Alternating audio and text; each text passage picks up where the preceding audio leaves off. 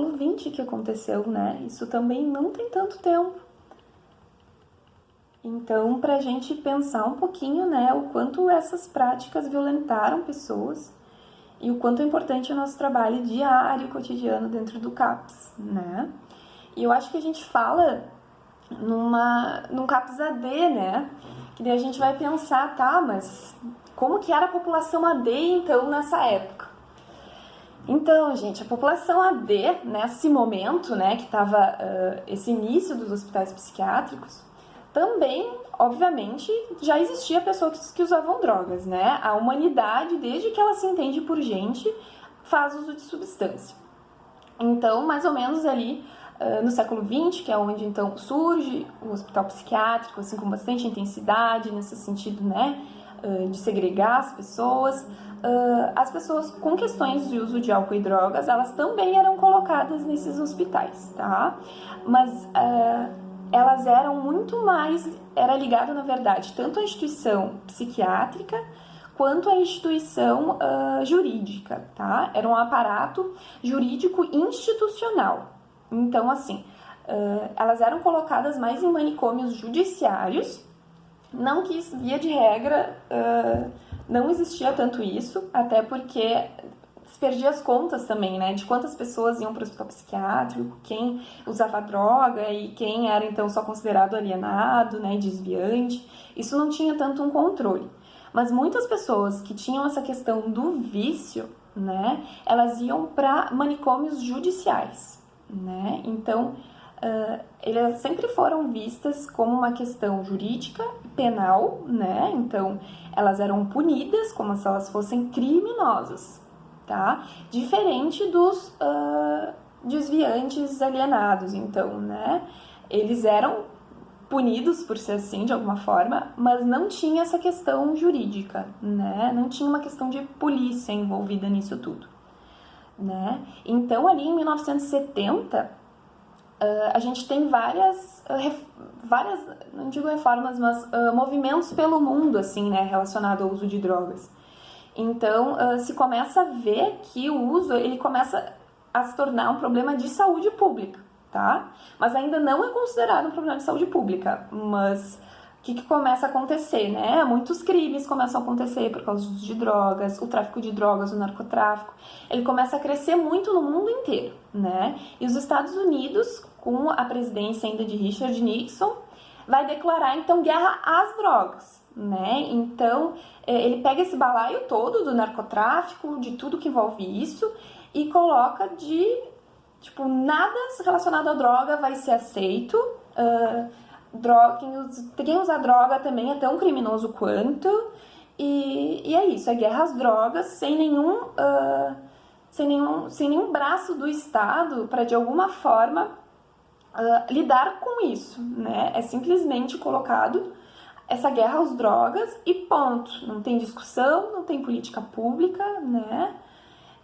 Enfim, né? Ele faz esse tipo de política e aqui no Brasil, a SENAD, que é a Secretaria Nacional de Estudos sobre Drogas, ela vai adotar esse discurso para si, né? Então ela vai fortalecer esse modelo manicomial e jurídico e penal, né, para as pessoas que usam drogas, né? Então, isso cresce muito nos anos 70.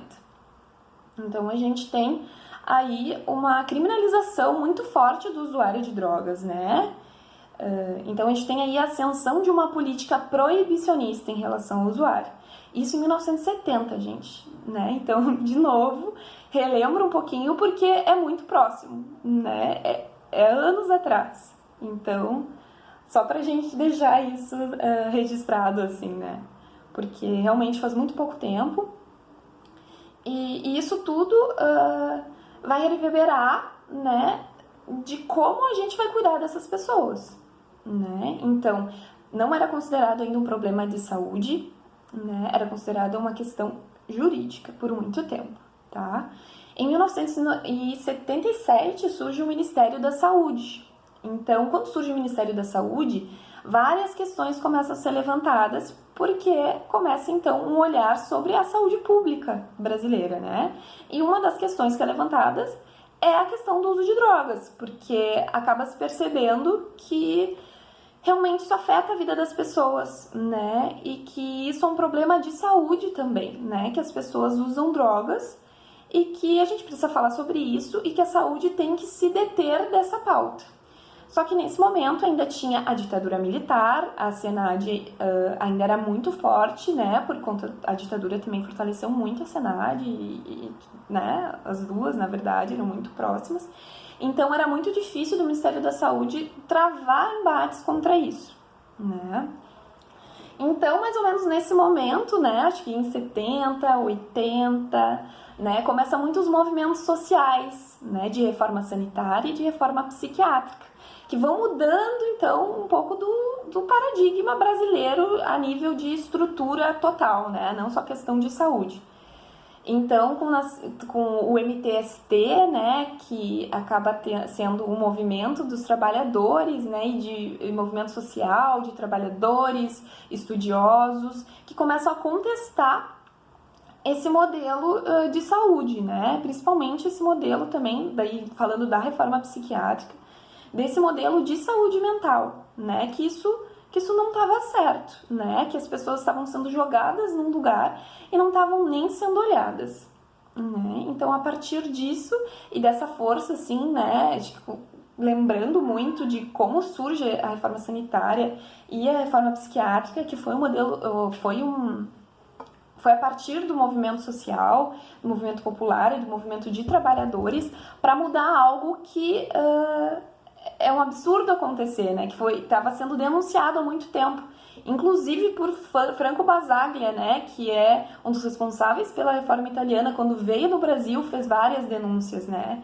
Então começou esse movimento, essa efervescência também da redemocratização, e a partir disso, então, se postergou primeiro a Lei Paulo Delgado, né? Que depois foi a nossa lei da reforma psiquiátrica em 2001. Né, a 10.216.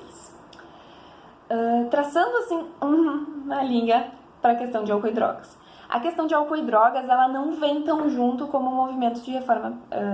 Ela vem junto com o movimento da reforma, tanto que na lei da reforma psiquiátrica já se fala sobre isso, mas não tem um olhar muito específico em relação a essa questão da criminalização do usuário, né? A lei da reforma psiquiátrica, ela vai falar dos direitos à saúde, né? E que, sim, ela é muito importante e fundamental, mas, ao mesmo tempo, talvez ela deixe a desejar um pouquinho no sentido da população AD, que tem outras questões atreladas, né? Que não era só a questão da segregação, mas também da criminalização dessas pessoas.